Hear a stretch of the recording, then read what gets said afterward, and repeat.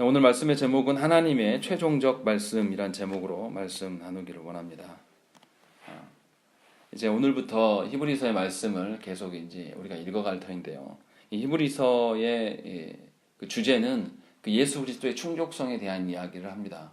구원받은 자들에게 하나님께서 주시는 가장 값진, 가장 유일한 그 구원의 길이 바로 이 예수 그리스도시다라는 것을 이제 설명해 나가는데요. 우리가 오늘 읽었던 이 본문의 말씀, 4절의 말씀은 히브리서 전체의 그 주제에 해당됩니다.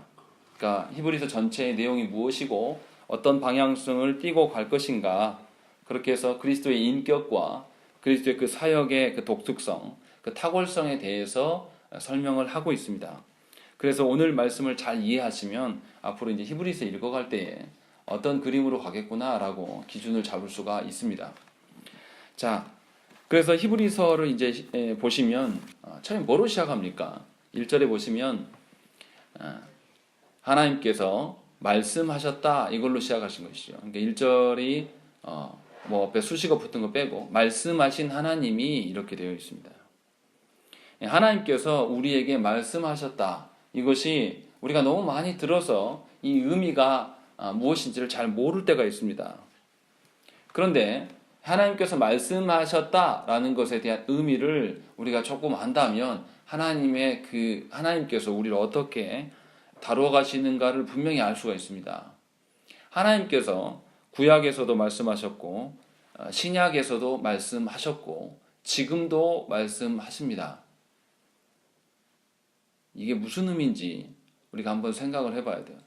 말씀하심이 과연 여러분에게 어떤 느낌으로 다가오십니까? 하나님이 말씀하셨다. 이것에 대한 큰 감동이 있어야 돼. 합당한 우리의 태도예요, 사실은. 그런데 말씀하셨다라는 것에서 그 의미를 모르기 때문에 우리가 감동이 별로 없습니다. 그냥 뭐 하나님 늘 말씀하시지 이렇게 생각하는 것이죠.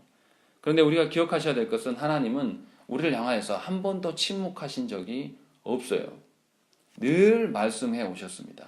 이 말은 뭐냐면 하나님께서 당신의 존재 방식을 우리에게 보이시는 게 뭐냐면 말씀이시라는 거예요. 하나님이 우리 가운데 함께 해주시고 우리 가운데 찾아오셔서 계시는 것, 그 방식이 바로 말씀이라는 것이죠. 그럼 이제 그렇다면 이 말씀하셨다는 의미가 이제 우리한테 어떻게 다가오는가를 우리가 생각을 해봐야 돼요. 하나님께서 말씀하심으로 말미암아 우주가 열렸고 인류가 시작되었습니다. 즉 하나님께서 창조하셨을 때에 말씀을 통해서 모든 것을 창조하셨다라는 것을 우리가 익히 들어서 알고 있습니다. 그리고 하나님께서 이 만들어 놓으신 피조 세계를 어떻게 운영해 가시는가, 이것을 알려주는 것이 뭐냐면 말씀이에요. 그러니까 하나님께서 창조해 놓으시고 창조하신 피조 세계가 어떤 방식으로 운영해 가는가까지 알려주심이 하나님의 말씀하심이라는 것이죠. 이런 거예요. 여기 핸드폰이 있는데 이 핸드폰을 사도 어떻게 쓰는지를 모르면 아무 의미가 없습니다. 핸드폰을 샀는데요, 전화만 하고 있으면 이거는 이 핸드폰 거의 100만 원 돈 되잖아요. 살 필요가 없는 거예요. 근데 우리는 놀랍게도 스마트폰을 다 사요. 근데 어떻게 쓰는지를 전혀 몰라요. 이것은 왜 스마트폰 씁니까? 그냥 폴더폰 쓰면 되죠. 전화만 하려면. 아무 의미도 없는 거죠. 하나님이 말씀하신 바가 우리 가운데 어떤 의미냐면 창조하셨고 창조하신 이 세계가 어떤 원리로 돌아간다, 하나님께서 어떻게 다스려 가신다를 알려주시는 것이에요.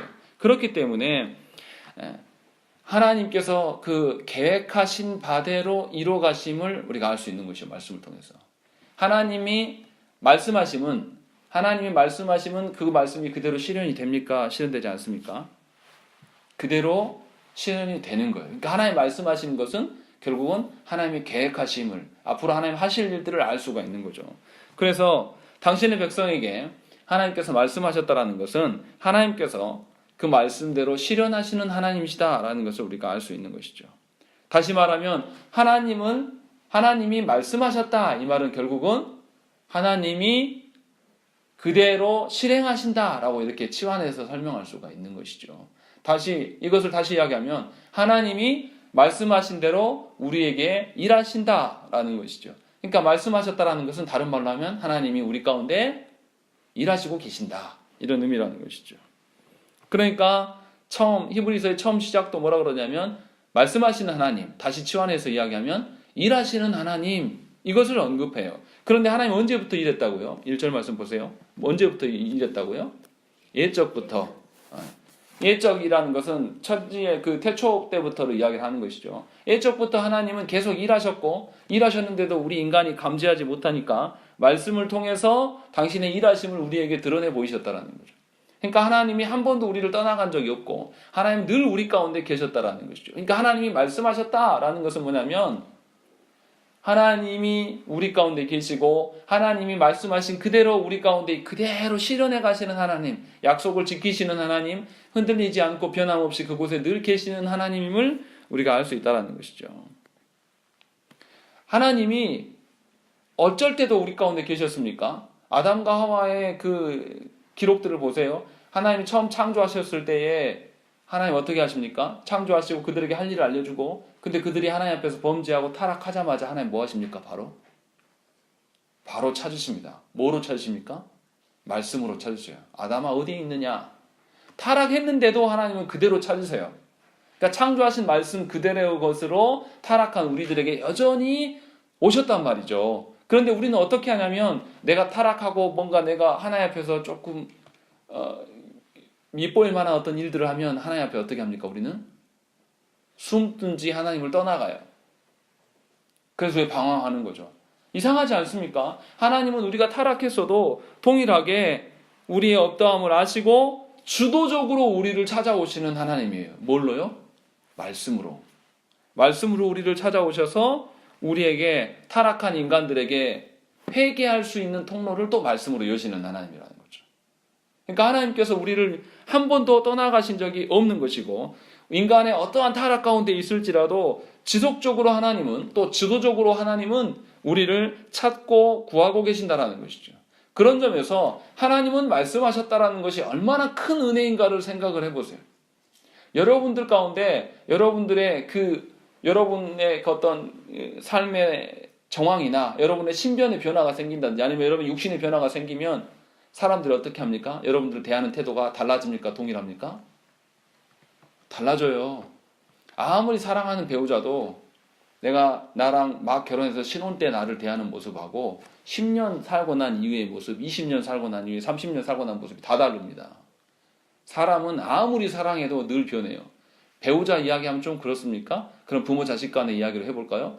아무리 부모 자식 간에 사랑한다고 해도 그 부모 자식 간에 우리 부모가, 내 자녀들이 나에게 해를 끼치면 미워하게 돼 있는 거예요. 그래서 어떻습니까? 조금 참다 힘들면 어떡해요? 저 자식들이 내 팔자를 힘들게 한다, 이런 말 하지 않습니까? 내가 뭔 죄를 졌길래 내가 이렇게 살아야 되냐? 늘 한결같지 않아요. 우리는 아무리 내 배 아파서 내 속으로 난 자녀라고 사랑한다고 해도 다 거짓말입니다. 내 상황이 바뀌면 다 틀려요. 또 자녀된 자들도 어떻습니까? 부모에게 뭔가 유익이 있을 때 끝까지 부모에게 버티는 것이죠. 유익이 없으면 부모도 필요 없어요. 자기 가정이 더 중요한 거죠. 사람의 사랑이라는 것은 딱 그 정도예요. 그런데 하나님께서는 우리에게 하나님 말씀하셨다, 이 의미는 뭐냐면 하나님은 말씀대로 늘 한결같이 주도적으로 우리를 찾고 계셨다, 이렇게 말씀하시는 것이죠. 그러니까 하나님이 말씀하셨다, 이 말만 들으면 우리는 그 말의 의미의 그 풍성함과 하나님 없이 변함없이 늘 그곳에 계시는 여상하시는 하나님을 발견해야 한다는 것이죠. 그런데 그 하나님이 구약에서 지속적으로 말씀의 그 방편들을 도군해서 어쩔 때는 천사의 모습으로 어떤 환상을 통해서 그런 말씀을, 아니면 또 선지자들을 세우셔서 말씀을 주셨는데 그것 안에서도 우리가 바로 서지 못하니까 하나님께서 어떻게 합니까? 마지막 말씀을 주십니다. 2절 한번 읽어볼까요? 2절 읽겠습니다. 시작.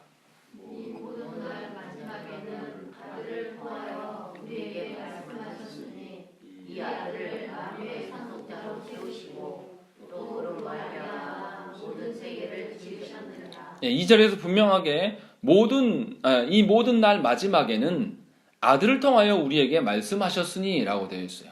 이 종말에 아들을 통해서 말씀하셨다라는 것이, 이미 말씀을 하셨다라는 것이죠. 그러면 종말이 과거였다라는 거예요? 현재라는 거예요? 미래라는 소리예요? 종말에 말씀하셨다. 하셨다가 과거입니까? 미래입니까? 현재입니까? 아니, 말씀하셨다가 미래예요? 과거예요? 현재예요? 아니, 말씀하셨다니까요. 이미 말씀해버렸어요. 과거입니까? 현재입니까? 미래입니까? 과거예요, 과거. 그러면 지금 종말이 시작됐다는 거예요? 시작되지 않았다는 거예요? 이미 시작하고 있다는 거예요. 언제요? 예수 그리스도께서 이 땅에 성육신 하심으로 말미암아서 말씀 되신 그분이 이 땅에 오셔버렸어요. 오셔서 누구도 이제 말씀이신 예수 그리스도를 부인하지 않는단 말이에요. 안 믿는 사람들도 역사 가운데 예수 그리스도가 있었다라는 거 다 인정해요. 그러니까 말씀이 다 드러나 버리는 거예요. 이제 눈으로 보인 거예요. 그때 이미 종말이 시작됐습니다. 근데 우리 그리스도인들의 생각은 뭐냐면, 아니, 종말은 더 앞에 미래에 있는 거예요. 예수 그리스도의 재림을 종말로 이야기를 하는 거예요. 재림은 예수 그리스도의 종말의 완성이에요. 초림은 처음 오신 성육신 하심은 예수 그리스도 종말의 시작이고요. 우리가 이것을 알아차려야 돼요. 이런 개념이 없기 때문에 그리스도인들이 종말 가운데 본인들이 살아가고 있음에도 그 의미를 잘 몰라요. 말씀의 개념으로 한번 생각해 볼까요? 하나님께서 말씀을 구약 가운데 어떻게 합니까? 계속 말씀을 주셔요. 지속적으로. 그런데 오늘 말씀에 나와 있는 것처럼 마지막에 아들을 통하여서 말씀을 주셨다. 이제 더 이상 없는 거죠, 말씀이. 아들로 충분한 거예요. 이 말씀을 그들에게 주셨단 말이에요. 그러면 이제 이 인간이, 원래 하나님의 형상으로 지어진 이 인간이 무엇을 통해서만 이제 하나님을 배울 수 있는 것이죠? 말씀 대신 예수 그리스도를 통해서만 다시금 하나님의 형상을 회복할 수 있는 길을 열어놓으셨다라는 거죠. 그러니까 이미 종말이 시작된 우리 입장에서 또 다른 말씀을 찾으면 됩니까? 안 됩니까? 그럼 미련한 거죠. 하나님 마지막으로 말씀을 주셨다라고 성경 분명히 기록을 하는 거예요. 근데 놀라운 것은 뭐냐면 우리 시대 사람들은 이 말씀을 치워놓고 또 다른 것을 구해요. 뭘 구합니까? 구원의 방편으로서 하나님의 어떤 신비적인 역사를 구해요. 근데 분명하게 뭐라고 했습니까? 이 아들을 통하여서 마지막 말씀을 줬다라고, 이미 줘버렸다라고 이야기를 하고 있는 거예요. 그러니까 우리가 찾고 구해야 될 게 뭡니까? 하나님 말씀 대신 예수 그리스도를 찾아야 되는 것이 정상이에요.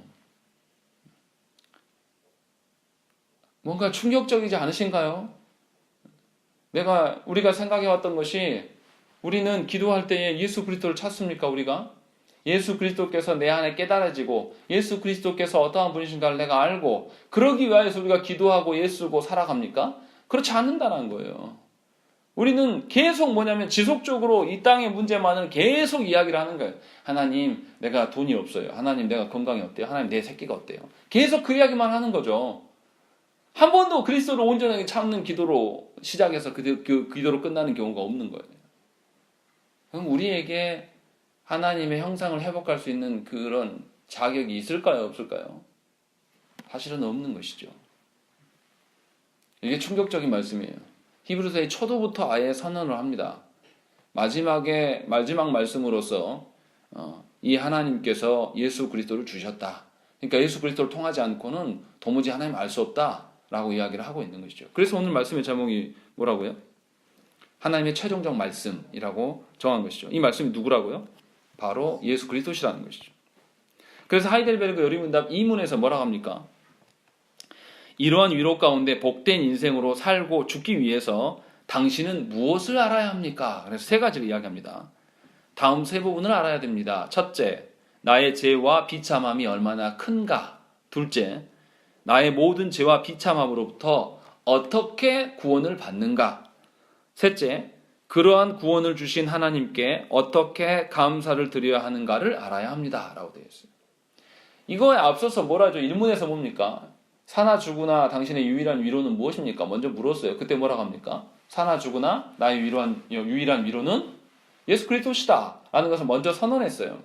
그러고 나서 2문에 대한 이야기를 하는 거죠. 신자가 마땅히 알아야 될 것이 무엇이냐, 살아감에 있어서도 또 죽고 난 이후의 삶을 위해서도 마땅히 알아야 될 것이냐 무엇이냐라고 했을 때 나의 죄의 비참함과 이 비참함을 어떻게 해결하는 것과 또 하나님께 해결하고 난 뒤에 어떻게 감사드릴 것을 알아야 되는 것이 아니냐라고 설명한 것이죠. 그러니까 이 관점으로 보면 하나님께서 우리를 어떻게 이뤄 가시는가에 대해서 잘 생각을 해봐야 돼요. 하나님께서 어떻게 세워가시는가를 우리가 잘 기억하고 그것에 집중해야 되는 것이 신자의 합당한 태도란 말이죠. 2절까지만 읽어도 그렇다는 거죠. 그래서 이제 왜 하나님께서 우리를 이뤄가시는데 한번 잘 생각을 해보세요. 하나님께서 어떤 하나님으로 계시는가를 한번 잘 기억하셔야 돼요. 구약에서 하나님 어떻게 계셨죠? 하나님 당신을 어떻게 드러내셨죠? 구약에 있어서 하나님께서 다양한 방편으로, 오늘 말씀에도 나오죠. 1절에 여러 선지자들을 통하여 여러 부분과 여러 모양으로 우리 조상들에게 말씀하셨다라고 되어 있습니다. 하나님께서 구약에서는 꿈이나 이상이나 천사나 환상이나 자연의 어떤 기적적인 현상들, 이런 각종 방법을 통해서 자신의 어떠함을 드러내셨어요. 그러다가 하나님께서 어떻게 하십니까? 이 아브라함에게 언약에 대한 이야기를 꺼내시면서 이제 하나님이 구체적으로 나타나서 말씀하시고, 또 천사를 통해서, 그것도 안 되니까 선지자들을 통해서 하나님 말씀을 대언케 하십니다.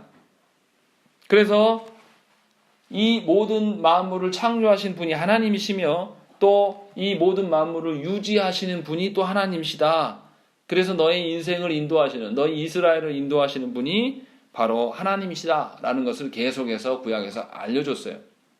그러니까 인간은 하나님께로만 돌아올 때에 참된 삶이 무엇인지 알 수 있다라는 것이죠. 이것을 1절에서 이야기를 하는 거예요. 너희 조상들도 그렇게 해서 하나님의 자녀로 살았다라고 이제 설명을 하는 것이죠. 그리고 나서 어떻게 하시냐면, 이 하나님께서 구체적인 것들을 알리기 위해서 이 구체적으로 어떤 사람들을 택하셔서 그 하나님의 뜻을 이제 알려줬어요. 우리가 성경에서 애언한다는 말에 대해서 자꾸 오해하는데, 번역을 애언이라고 해놔서 그렇지, 전에도 말씀드렸지만 미래의 일을 미리 알려주는 그런 예언이 아니에요. 점치는 식으로 이렇게 예언하는 것이 아니에요. 하나님께서 어떻게 이루어가실 것들에 대한 이야기를 말하는 것이 예언한다라는 거예요. 왜냐하면 하나님은 말씀하신 그대로 실현하시는 하나님이니까, 하나님의 말씀을 받잡고 그대로 말하면 그대로 실현이 돼요. 그러니까 예언이라고 이야기를 하는 거예요. 그러니까 이런 식으로 하나님께서 그 선지자들을 세우셔서 이 선지자들을 통하여서 하나님을 대언하게 하고 대변하게 하고 하나님의 그 메시지를 전하는 전령사로서, 사자로서 하나님께서 특사로 그들을 사용하셨습니다. 물론 이제 선지자들의 그 살아온 환경과 선지자들의 그런 어떤 그 성격이나 성품에 따라서 어떻습니까? 그들만의 기질을 갖고 있어요. 그래서 선지서들의 글들이 어떻습니까?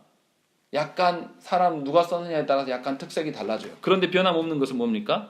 끝까지 하나님의 뜻을 선포하였음을 우리가 알 수 있는 것이죠. 그러니까 선지자들은 뭐 하는 사람이었냐면, 목숨을 다해서 하나님의 입술에 담겨 있었던 그 하나님 입안에 들어있던 그 말씀을 자기 입에 담는 자들이었어요. 그러니까 왜 제가 이렇게 표현하냐면, 하나님 말씀 그대로의 것들을 전달해 주는 자였어요. 그러니까 선지자가 어떤 특정 능력이 있어서 그런 것이 아니라 하나님께서 말씀 그에게 부여하셨기 때문에 그가 존중받았다는 거죠. 근데 존중받지는 않았어요. 왜 그렇습니까? 우리가 아는 것처럼 구약의 그 선지자들이 항상 누렸던 방식이 어떤 거예요? 선지자여서 대접받고 사람들이 귀 기울였습니까? 아니에요. 이스라엘은 계속해서 타락만 합니다. 하나님이 선지자를 또 죽이기도 하고, 그럼 또 선지자를 다시 세워서 하나님 또 보내시고, 이 선지자가 죽고 나면 또 보내시고, 지속적으로 하나님께서 선지자를 보내시지만 이스라엘이 어떻게 합니까? 이 유일한 구원의 방편인 하나님 말씀을 거부하는 것이죠. 그래서 하나님 나중에 어떻게 하십니까? 나라를 없애버리세요. 왜 없앱니까? 돌이키게 하기 위하여서. 구약의 조상들이 그런 방편으로 말씀을 대했다라는 것이죠. 저와 여러분들의 삶은 어떻습니까? 여러분들 정말 말씀을 소중히 여기고 말씀하려고 예수 믿으십니까? 교회 안에서요, 말씀 이야기하고 내 삶에서 그 말씀이 살아 움직이지 않으면 불신자하고 똑같아요. 우리는 아무 의미 없어요. 예배 드리면서 말씀 이야기하면 뭐합니까? 우리 그렇지 않습니까? 성도들이 목사 평가할 때는 말씀 전한 대로 그대로 살기를 바라요. 근데 놀라운 것은 성도들은 말씀 교회에서만 이야기하지 자신들의 삶에서는 안 해요. 이런 이중잣대를 갖고 있어요. 근데 이런 이중잣대를 갖고 있는 사람은 하나님께서 하나님 되심을 전혀 알지 못하는 자야. 제 아무리 교회에서 몇십 년 살아도 전혀 모르는 거예요. 그런 자들이 교회를 이끌어 가려고 해요. 중직자가 돼서. 교회가 어디로 가겠습니까? 그건 교회가 아니에요, 이미. 하나님의 주권대로, 하나님이 주도하시는 바대로 하나님의 눈치를 보고 걸어가야 되는 것이 성도의 마땅한 태도인데, 하나님 말씀에 귀를 기울이지 않고 그 말씀의 근거로 내 삶을, 내 가정을, 내 자녀를 이끌지 않는데 그것이 무슨 하나님의 자녀고 하나님의 가정입니까? 그럴 수 없는 거죠. 구약 백성들이 그랬다라는 것이죠.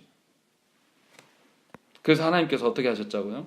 옛적의 선지자들이 그렇게 말씀을 주셨지만 이들이 듣지 않자 하나님께서 최종적으로 종말을 선언하시고 이 종말의 마지막 날에 하나님의 아들 예수 그리스도를 통해서 말씀을 주셨다라는 것이죠. 그러니까 구약의 1절에 나와 있는 구약의 옛 선지자들을 통해서 하나님의 백성들에게, 그들의 조상들에게 말씀하셨지만 그들이 반응하지 않았어요. 그러니까 하나님께서 최종적인 말씀으로 주신 거예요. 이제 더 이상 말씀 없는 거예요. 예수 그리스도를 통하지 않고는 구원이 없게끔 하셨어요. 그러면 우리는 어떻게 해야 됩니까? 이제 우리가 해야 될 게 뭐예요? 예수 그리스도 대신 이 말씀의 마지막 말씀이기 때문에 이것을 붙잡아야 되는 것이죠. 생각을 해보세요. 앞에 형이 아버지한테 매 맞고 나왔어요. 그럼 제가 아버지 앞에서 똑같은 잘못을 똑같이 하고 있으면 저한테 남은 거 뭐밖에 안 남습니까? 더 두들겨 맞는 거죠. 아버지 지금 똑같은 거를 형이 처벌받고 지금 나오고 있는데 거기를 다 봐놓고 똑같은 짓을 하는 것은 맞으려고 애쓰는 거죠. 그런데 형을 혼내고 나서 아버지가 너희들 이런 일들 또 하면 가만 안 두겠어. 마지막 경고를 줬어요. 그럼 어떻게 해야 되죠? 그 마지막 경고의 말씀을 들어야죠. 당연한 거 아닙니까? 그 말씀에 대해서 합당한 반응이 일어나야 되는 것이 신자예요. 예수 그리스도께서 그런 방식으로 우리 가운데 존재하신 거란 말이죠. 또 다르게 생각하면 이런 거예요. 아버지가 살아계실 때 유언을 했어요. 아버지가 처음 유언을 쓰다가 다음에 약간 수정해서 두 번째 또 유언을 하시고 또 세 번째 유언을 하셨어요. 그럼 이 유언 중에서 어떤 것이 가장 잘 따라야 될 걸까요? 마지막으로 한 유언에 대해서 가장 집중하는 거예요, 사람들이. 다 그렇습니다. 죽기 직전에 한 것이 가장 효력을 발휘하는 거죠. 무슨 말씀이냐면 하나님께서 하나님의 자녀들에게 최종적인 말씀으로서 이제 더 이상 말씀 없다 라고 하면서 말씀으로서 주신 분이 바로 예수 그리스도라 하시는 거죠. 그러니까 예수 그리스도께서 오심이 이미 종말이 시작되었음을 우리가 알아야 돼요. 이제 더 이상은 기회가 없다. 더 이상 예수 그리스도를 통하지 않고는 우리의 죄의 문제와 우리의 죽음의 문제에서 우리가 사탄의 노예로 이렇게 계속 살아가는데 여기에서 자유할 방편이 없다. 그런 심각성을 우리가 알아야 된단 말이에요. 그래서 예수 그리스도를 계속 찬양하는 거예요. 예수 그리스도밖에 없다고. 예수 그리스도 하는 거예요. 계속해서 질리지도 않는 거죠. 왜냐하면 그게 마지막 통로이기 때문에. 그런데 놀라운 것은 우리가 성도된 우리들이 어떻게 합니까? 이 시대 사람들이 예수 그리스도 알기를 아주 우습게 알아요.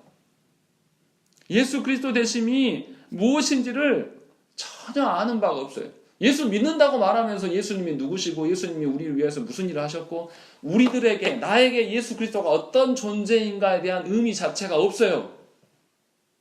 웃긴 거는 우리가 이단이라고 하는 구원파 사람들은 어떻게 하면 예수 이름만 나오면 십자가 이름만 나오면 막 눈물을 줄줄 흘려요. 심각한 거죠. 하나님의 마지막 말씀 대신 예수 그리스도를 우리에게 주셨는데 거기에 반응하지 않는다? 이상한 겁니다. 2절 봐보세요. 뭐라고 되어 있습니까? 예수 그리스도를 주시고 이 아들을 통해서 어떻게 하신다고요? 만유의 상속자로 세우셨다. 그리고 또 뭡니까? 그로 말미암아 모든 세계를 지으셨다 라고 이야기하고 쭉 설명을 하는 거죠. 무슨 말이냐면 하나님께서 이 예수 그리스도를 통해서 모든 피조세계를 창조하게 하셨던 그 하나님이 바로 예수 그리스도시고 이를 통해서 모든 피조세계를 이끌어 가시는 상속자로 그를 주셨단 말이에요. 그럼 우리가 이 세계 속에 살아가는 우리가 어떻게 해야 되는 거죠? 그 상속자를 따라갈 수밖에 없는 거예요. 하나님이 너무 분명하게 이것을 우리에게 알려주셨는데 이 최후의 통첩 가운데 우리가 응하지 않는단 말이에요. 굉장히 심각한 뭔가 문제가 있는 거죠. 이 최후의 심판이 다가오고 이제 종결이 와요. 종말이 시작됐고 이제 종결의 때가 언젠지 모르지만 도적같이 군대처럼 우리에게 밀려 들어올 거예요. 언제지 몰라요. 근데 우리가 그 경각심을 갖냐고요. 내 안에 예수가 살아계신가? 내 안에 예수 그리스도의 말씀대로 내가 사는가? 내가 정말 예수를 친구 삼아서 어디든지 간에 주여 주여 부르면서 내가 살아가는 자인가? 점검해도 부족할 판이에요. 근데 우리가 어떻습니까? 손을 놓고 있다는 것이죠. 거기에서 안 자유한 분들도 있어요. 예수는 예배 드릴 때나 부르는, 기도 끝날 때나 부르는 그런 존재로 여기는 분들이 너무 많다는 것이죠. 종말이 오고 있는데 예수 그리스도께서 종말의 때 어떤 분으로 오십니까? 예수 그리스도 지금 어디 계십니까? 이미 하나님 우편에 앉으셨어요. 하나님 우편에 앉으셨다는 의미가 뭐라고 우리가 하이델베르크에서 배웠습니까? 하나님의 그 다스리실 모든 권한을 누구한테 위임하셨다. 예수 그리스도께서 주셨다는 거예요. 모든 통치권을 이제 누구에게 있어요? 예수 그리스도에게 있어요. 그런데 그 예수 그리스도에게 우리가 집중하지 않으면 우리에게 남은 건 뭐죠? 심판밖에 없는 것이죠. 당연한 거예요. 그런데 믿는 우리들이 예수 그리스도의 하나님 되심과 예수 그리스도의 아들 되심이 얼마나 반응하느냐 우리가 한번 생각을 해봐야 된다는 것이죠. 이것이 히브리서의 전체 주제예요. 정말로 여러분들이 예수 그리스도로 만족하십니까? 예수 그리스도 알아야지 만족을 하죠. 예수 그리스도가 여러분들에게 어떤 의미로 다가오시는지 뭔가 느껴져야 만족할 거 아닙니까? 그것에 대해서 우리가 반응이 있어야 되지 않겠어요? 반응이 없다면 그걸 놓고 기도하셔야 돼요. 그것을 놓고 심각하게 생각하면서 종말의 시대를 살아가는 우리가 예수 그리스도 없이 어떻게 살아가냐 이 말이에요. 예수 그리스도 없이 살아가면서도 우리가 뭐라고 하냐면 신자 된다 그러고 교회 집사라고 그러고 장로고 목사고 이렇게 어떻게 말할 수 있겠냐 이 말이에요. 아무 의미도 없는 거예요. 여러분들이 교회 안에서 오랫동안 몸담고 있었던 게 무슨 의미가 그걸로 구원받습니까? 그걸로 하나님의 그 어떠하심을 만족하면서 누리며 살아갈 수 있습니까?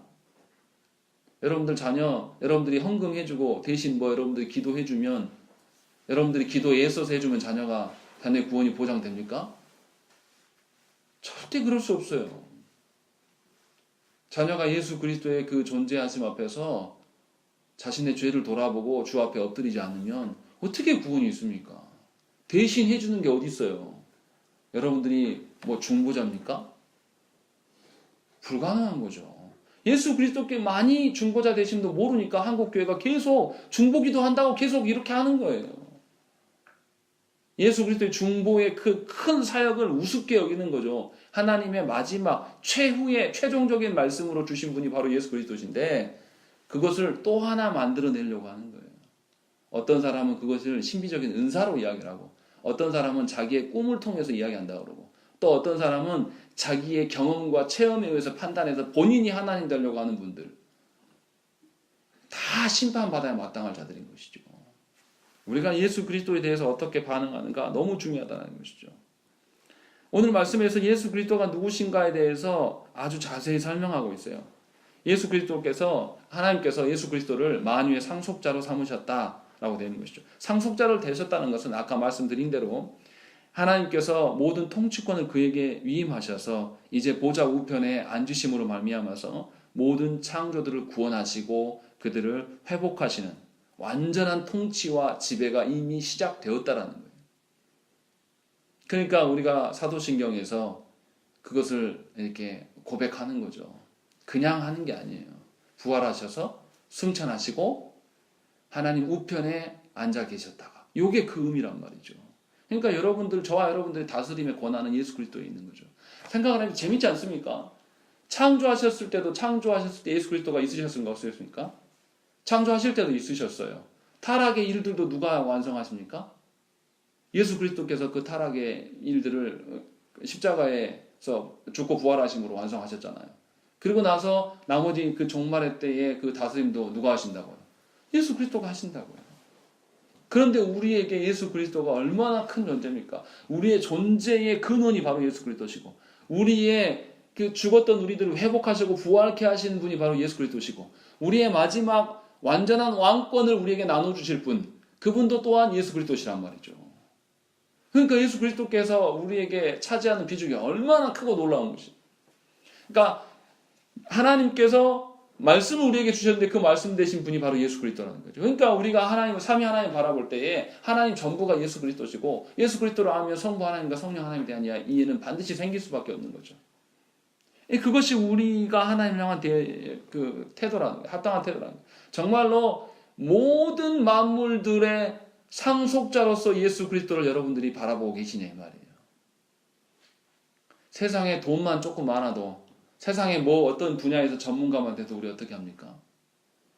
거기 가서 막 굽신굽신하면서 물어보잖아요. 그런데 모든 만물의 근원이시고 구원자이시고 통치자이신 그 왕 되신 그분 앞에 우리가 어떻게 해요?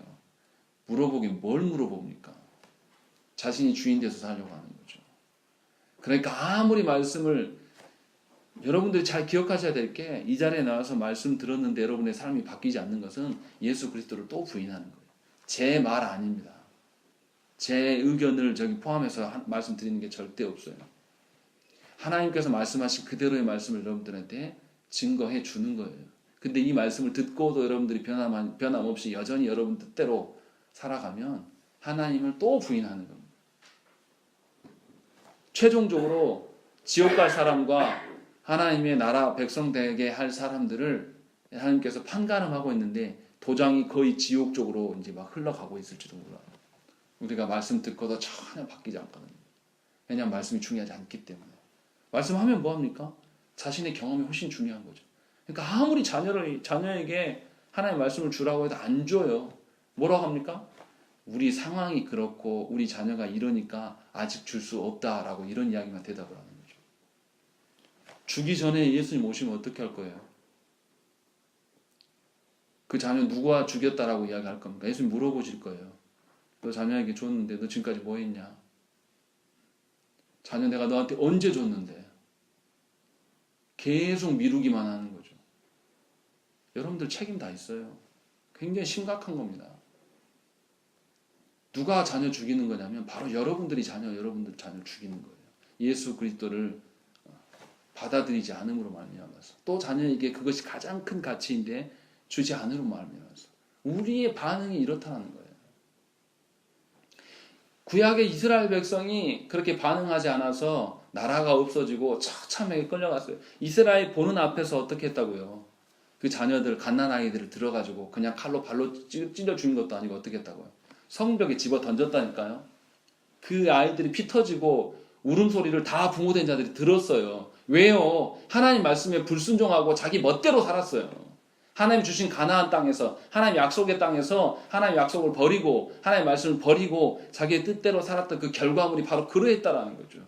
그 일들이 과거에만 있어지는 일들이 아니라 지금 우리에게 존재되어져 가고 있는 거예요. 그러니까 여러분들이 자녀들이 절대 돌아오지 않는데도 여러분들이 그것에 대해서 심각하게 생각하지 않는 거죠. 세상에서 영혼이 죽어가고 있고 썩어져 가고 있는데도 그 일이 중요하지 않아요. 지금 내 마음 평정심 찾는 게 훨씬 중요한 것이죠.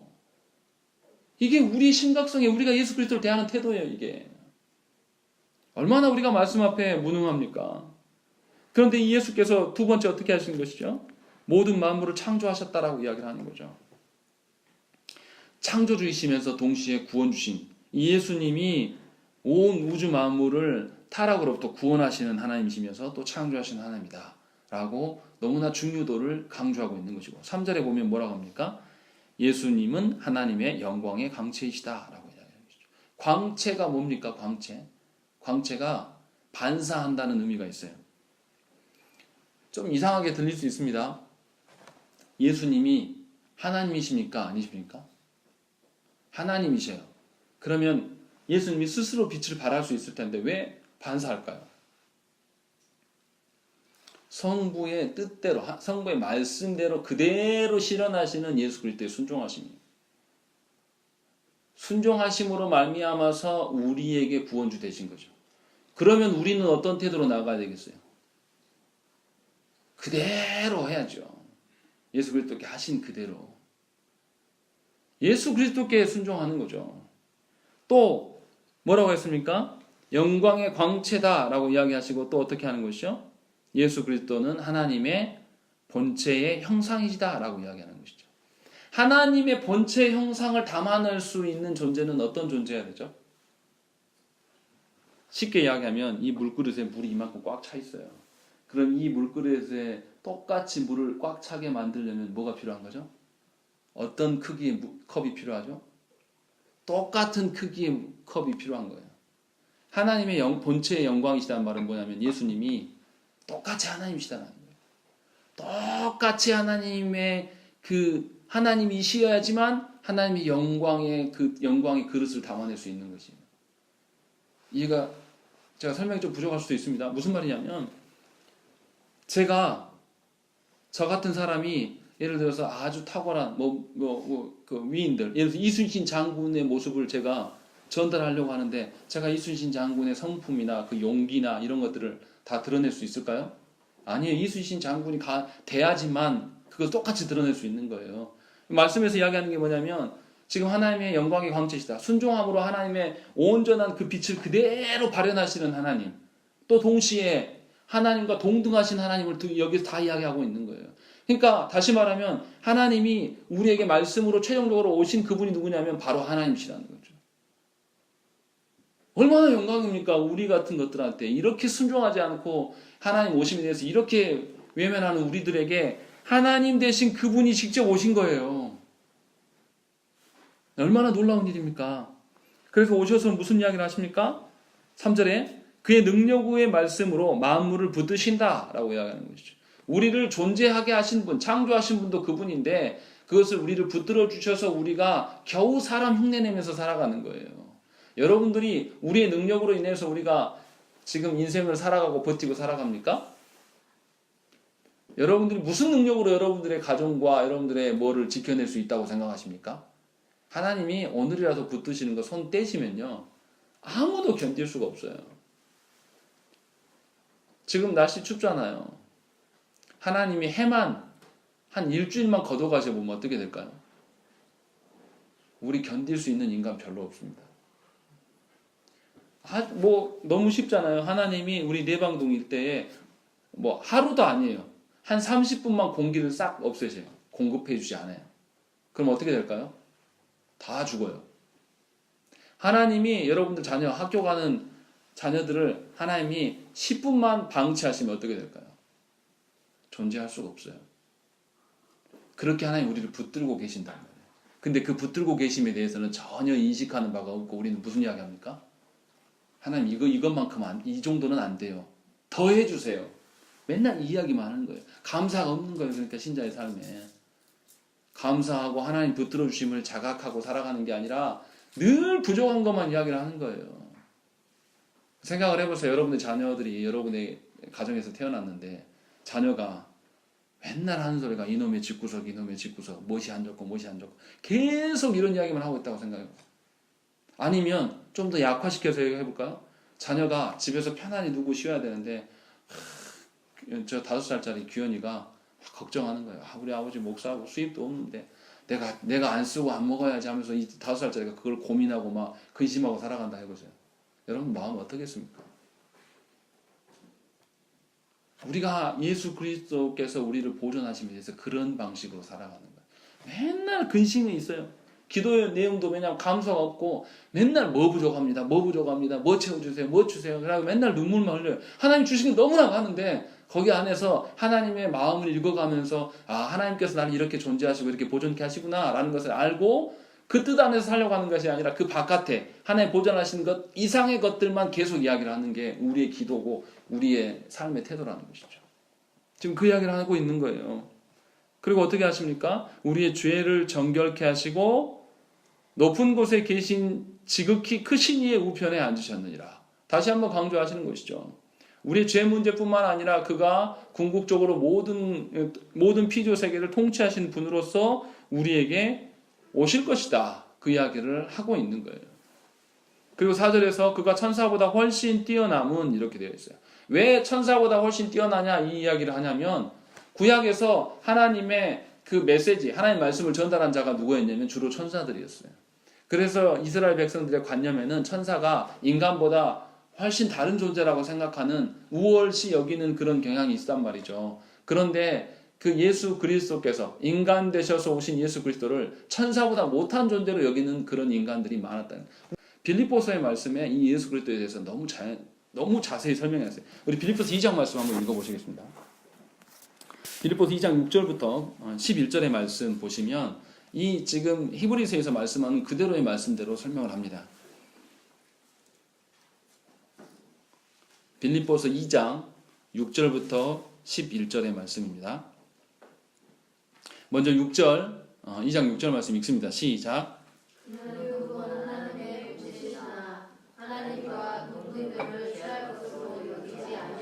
네, 6절에서는 이미 성부 하나님과 예수 그리스도께서 함께 계셨다, 창조 주셨다라는 이야기를 하고 있는 것이고 7절, 8절 읽겠습니다. 시작. 사람들과 같이 되셨고 사람의 모양으로 나타나사 자기를 낮추시고 죽기까지 복종하셨으니 곧 십자가에 죽으시며. 예, 여기는 성육신하신 예수 그리스도, 구원자로서의 예수 그리스도를 설명해주고 있습니다. 그리고 9절부터 11절 말씀 시작. 이러므로 하나님이 그를 지극히 높여 모든 이름 위에 뛰어난 이름을 주사 하늘에 있는 자들과 땅에 있는 자들과 땅 아래에 있는 자들로 모든 무릎을 예수의 이름에 꿇게 하시고 모든 입으로 예수 그리스도를 주라 시인하여 하나님 아버지께 영광을 돌리게 하셨느니라. 여기 나와 있는 11절 말씀대로 우리는 어떻게 해야 된다고요? 예수 그리스도를 주라 시인하고 모든 영광을 아버지 하나님께 돌려야 되는 것이 우리의 합당한 태도라는 것이죠. 만물의 주인으로서 등극하실 그 예수 그리스도 앞에서 우리가 보여야 될 합당한 응답이 무엇인지를 빌립보서 2장 11절 말씀은 분명하게 언급해요. 10절에도 뭐라고 되어 있습니까? 땅 아래에 있는 모든 자들로 말미암아 무릎을 꿇게 하신다. 예수의 이름 앞에 다 꿇게 하신다라고 이야기하고 있는 것이죠. 이게 남의 이야기가 아니라 바로 내 자신의 이야기가 돼야 되고 바로 이것이 내 자녀들의 이야기가 될 것이고 바로 이것이 우리 교회의 이야기가 돼야 된다는 말이죠. 이것이 신자의 합당한 말씀 대신 예수 그리스도 앞에서의 합당한 우리의 반응이라는 것이죠.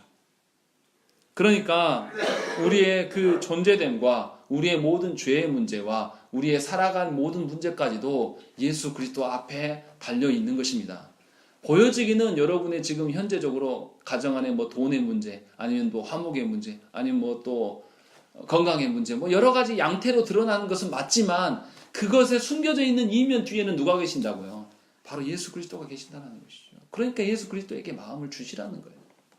보여주는 현상 따라가지 말라는 거예요. 우리 가정에 지금 돈이 궁핍하니까 돈 버는 일에 열심히 한다고 해서 하나님이 보존해 주심이 더 드러나는 게 아니란 말이에요. 우리 가정이 지금 화목의 문제로 인해서 고민해서 화목이 회복되면 뭔가 해결될 것 같은데 그렇지 않단 말이에요. 화목의 원천 되신 예수 그리스도가 우리가 그 앞에 나아가야 될 일이란 말이에요. 다시 말하면 지금 우리 가정 가운데 가장 필요한 것은 뭐냐면 예수 그리스도시. 그것을 깨달으시고 인정하시란 말이에요. 얼마나 강박하면 이 이야기를 저한테 처음 들은 거 아닐 텐데 우리가 꿇어 엎드리지 않아요. 계속 자기 이야기합니다. 교회 안에서요. 하나님 두려워하지 않아요. 어떻습니까? 자기 기분 조금만 상하면 어떻게 해요? 네가 안 나가? 그럼 내가 나가? 이거 예수 그리스도를 어떻게 여기는 거죠? 아주 무시하는 거예요. 가정 안에서도요. 자녀를 하나님이 주신 영혼으로 안 봐요. 그러니까 내 뜻대로 하려고 그러는 거죠. 자기 소유물인 줄 알아요. 또 자녀도 마찬가지예요. 부모가 나한테 무슨 유익이 없으면 안 찾아가요. 본인이 어떻게 해서 이 땅에 왔는데 하나님께서 부모에게 위임해 주셔서 부모로 말미암아서 이 땅에 온 자인데 하나님을 두려워하면 부모가 마음에 안 들어도 찾아가야 되는 게 정상이에요. 그것이 예수 그리스도를 인정하고 시인하는 자의 모습이란 말이에요. 내 친부모가 아니오고 시댁이나 처가댁도 똑같은 개념으로 존중하고 섬겨야 되는 것이죠. 섬길만 해서 섬기는 것은 세상 사람들이 하는 거예요.